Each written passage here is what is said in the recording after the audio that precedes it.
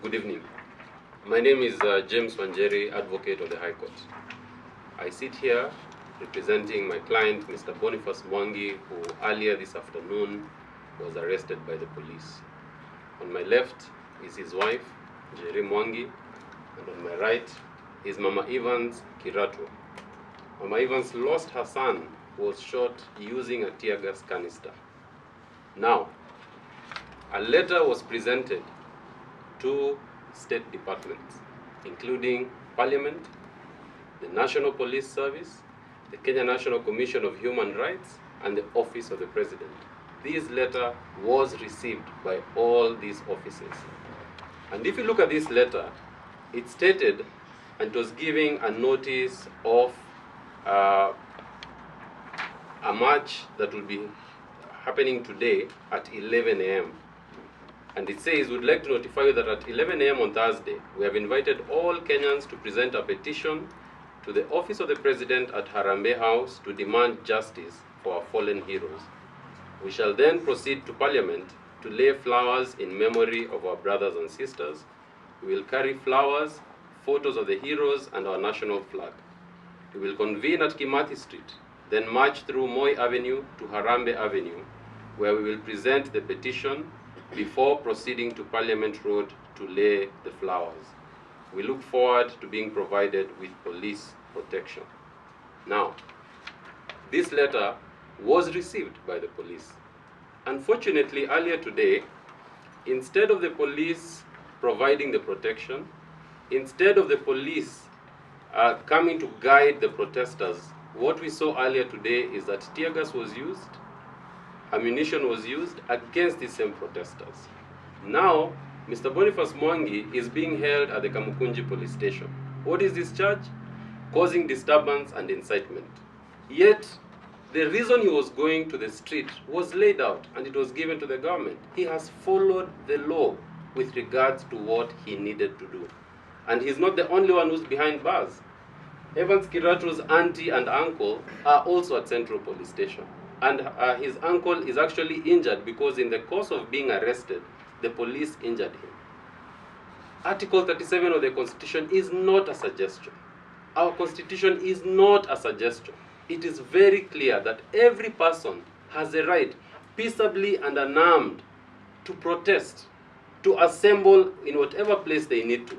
And the police have repeatedly said that notices have to be issued. A notice was issued.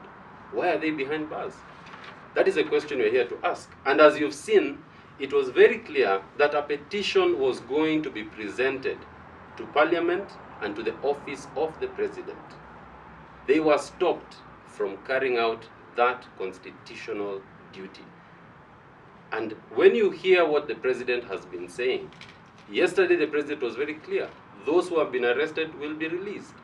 Why are we carrying out new arrests today? No one was injured on the side of the police. No looting occurred today. These were individuals who were exercising their constitutional right and they were stopped. I think we sit here because it is very sad that Kenya seems to be regressing, and more daily we see that our constitution is being treated as a mere suggestion. I will invite my colleagues here to read for you what this memorandum was saying so that we can determine what is it in this document that makes the government so afraid and causes them to actually attack innocent individuals, injure some of them, and as we speak now, they are not even receiving medical treatment. The lawyers are not being allowed to even speak to the people who are behind bars. My name is Shakira Wafula.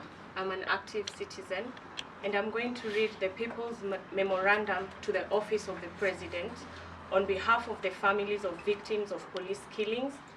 The demand to suspend, investigate, arrest, and charge in court of killer cops in the wake of the ongoing Gen Z protests witnessed across the country.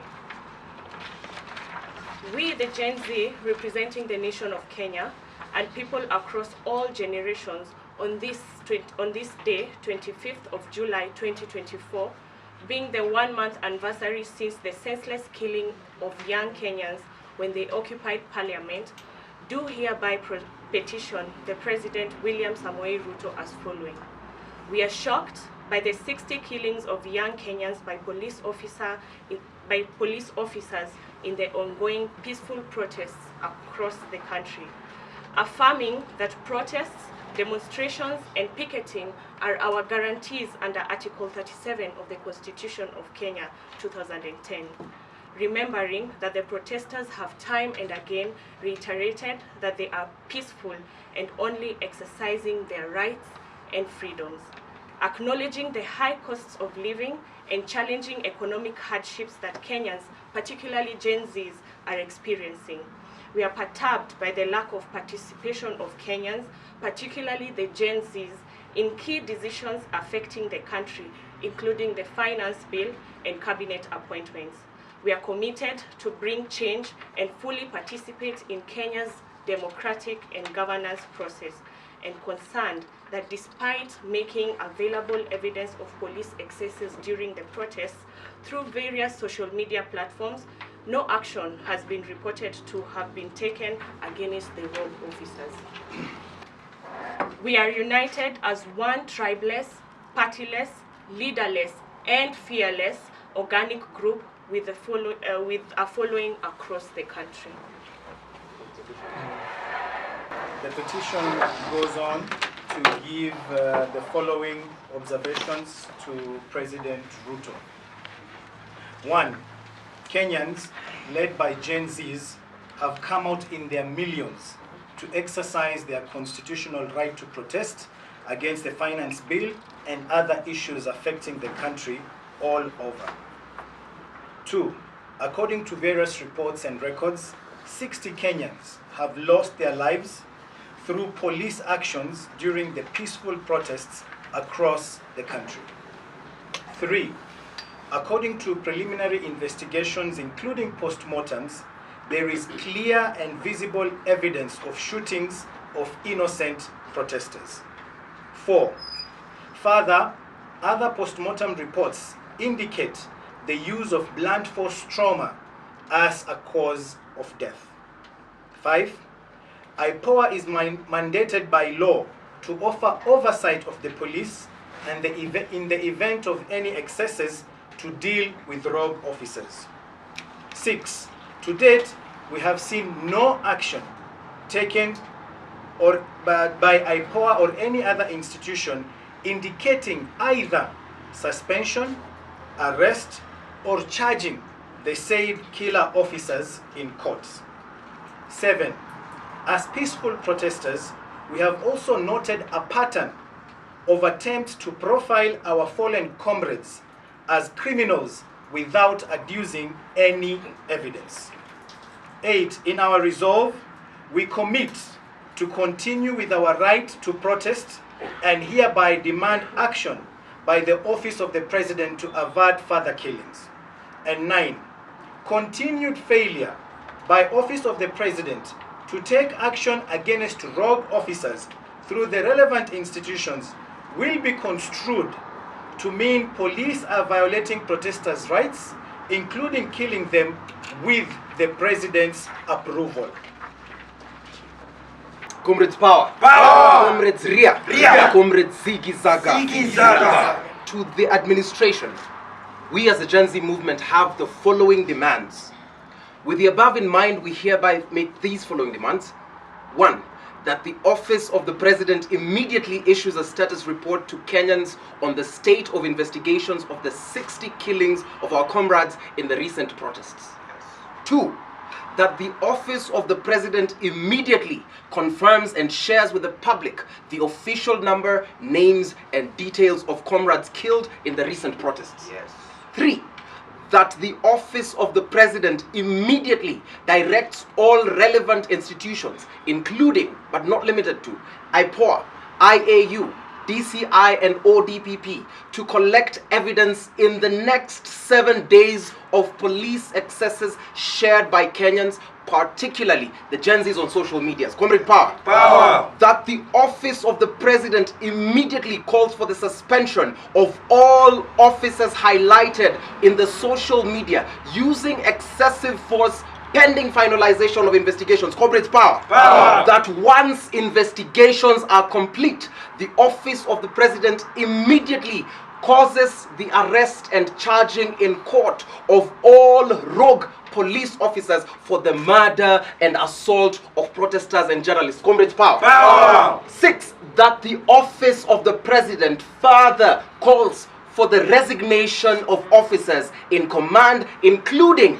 OCSs of areas where killings were reported. Comrades, power.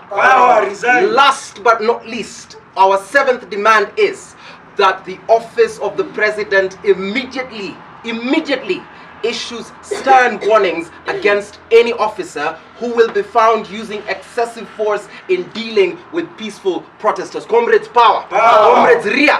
Comrades, Akchu. Thank you. On this memorandum, we have names of the 60 people that have been killed. There's many others in this country that are missing. We don't know their whereabouts, we don't know whether they're dead or alive, and that's very concerning. I think of the demands that have been made, it is not ridiculous, it is not too much to ask, because as we've read, it is clear that the president supports, it is clear that the officers the state officers are okay with everything that's happening, and they are encouraging it. If there was any deterrent, we would not be seeing this much force. We should be seeing protection of protesters and protection of property as protesters march peaceably. The Gen Zs have been very clear, and they have even protected property of people across the country where we have seen that goons have been posted. So it is not too much to ask that let protesters, it is very clear what the demands are. These dialogues that are being called for, it's a question of action, and that's what needs to be done. That's what needs to be seen to be done. So let it be done, and let the people that are being held, including my husband, be released. Boniface Mwangi in Kisumu was also arrested, taken around Kisumu, and now he's lying in a hospital bed. We are very concerned about those who are also in Kenyatta Hospital, recovering from bullet wounds and others from blunt force trauma. We demand that these police officers who have caused this trouble, they should be arrested, and that the force that we've seen them using across the country, they should be held liable for it. Every cop, we are fighting for you. We are fighting for this country, and if we relent now, we're going to lose this country to these thugs that we've seen in power. So we have to stand together and fight for this country, because we are the only ones who can liberate this country, and the time is not tomorrow, the time is today, and the time is now. It has never been more urgent than it is, and if we don't save our country now, then they're going to take this country down, and we will have no country left. So release those who've been arrested, and not tomorrow, today. And if it is tomorrow, first thing in the morning, but we need them released with no charges whatsoever. Because what needs to be happening is, what has been read here is what needs to be happening. Not tomorrow, ni Leo, leo. sasa hivi, immediately at the end of this presser. Unconditionally. Unconditional. Huyu ni mama wa Evans Kiratu, amongst the first to be killed when the first protest began. Jina yangu Mehana Wanjira. Mimi ndiye mama Evans Kiratu mwenye aligongwa na tear gas canister the first day of the financial bill protest. Sasa ile tulikuwa tumeamkia leo asubuhi ni kukuja kupeana the memorandum, na from there tulikuwa tuwekelee maua kwa kwenye watoto waliuawa na all that glow. But it was very unfortunate, maaskari walitutokea wakiwa na tear gas, wakaturusia tear gas, na right now venye ninaongea my sister ako ndani, hata ukiangalia kiti na drive ameshikwa akiwa kwa gari holding the portrait of Evans Kirato, na kuna askari alikuwa amejaribu kumnyonga, na pia bwanake wameshikwa na bwanake, na pia yeye anaumia akiwa huko cell, bado hajapelekwa hospitali, hawajashughulikiwa. So what we are demanding ni waachiliwe immediately with no condition, hivyo ndio wapate haki yao, sababu venye tulikuwa tunaenda kwa barabara tukiprotest, hakuna kitu harmful tulikuwa tumebeba. Ni hiyo picha ya Evans Kirato handkerchief, maji na simu na bendera ya Kenya. That's all I can say. Thank you. If there are any questions? Mi yangu ni risasi yenye imetupwa leo na ilikuwa imepointiwa to protesters. Na mimi naambia vijana mtaani msitumike kwa sababu tumeona wase wenye wanabai vijana wanakuja huku chini, mnakuja mnaiba na tuna fight for you. Polisi mnatupiga risasi. Hii risasi ni ya leo. Unaona? Watu wengi hapa hivi wamekuja, hatuna kitu chochote. Tuko na nini guys? Bendera, bendera na tunakimbizwa. Makaramu mnatuogopa ama ni nini? Unaona? Hizo ndio vitu ambazo mnafahamu tuambie. Another thing, these rogue officers, are they from Uganda, Tanzania? That's why you don't want to show them ama what's happening? Because kumekuwa na a lot of speculations. Soldiers were brought from Uganda and they came to Kenya. So tunataka kujua, aren't you arresting these people because ni Ugandans ama what are you guys hiding? Because over 60 people are dead and these are only the people who've been mentioned wako kwa social media. What about wale vijana wenye hawajulikani wako wapi? Sahi Kware imefungwa mpaka sahi, we don't even know what's happening over there. We don't know what the police are doing. Sawa sawa. You told us to write memo to you. Mumeandikiwa tunakuja. Mmeandikiwa sehemu ambazo tutapitia. Mmeambiwa time yenye tutakuja. Lakini instead of you guys coming to provide security, mnakuja hapa kutushika. Mara mnaangalia sijui nani amefanya. Hii ni t-shirt. Mimi naweza chukua hii t-shirt niende nikaprintiwe na mtu yeyote. We don't need any funding. We only need Kenyans to come out and show themselves. Wale ambao mmekaa huko mmefanya coalition, just know we have over 8 million Kenyans ambao hawakupiga kura. So you should be asking yourselves, why did these people not vote for you?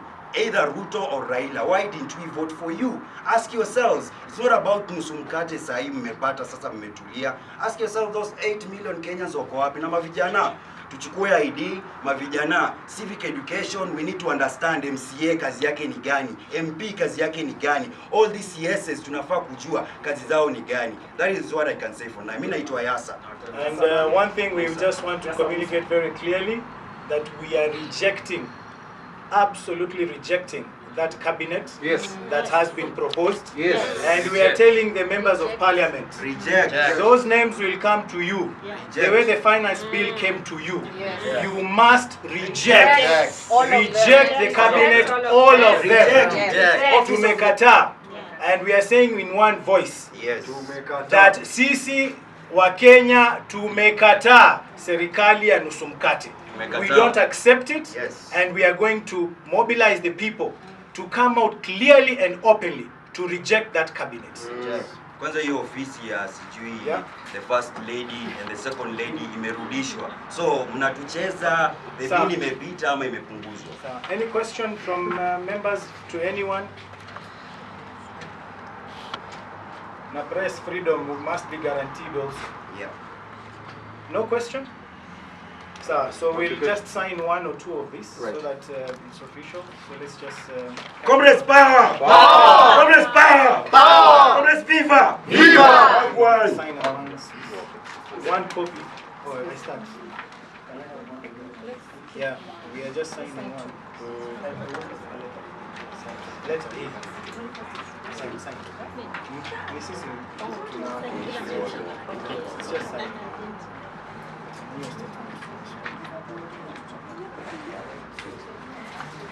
You can take pictures.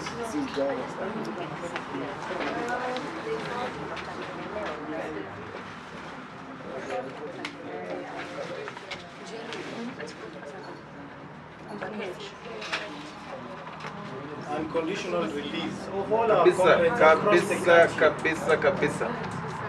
Sir, nipatie hiyo sign one ndio ni anyone who needs this the signed copy.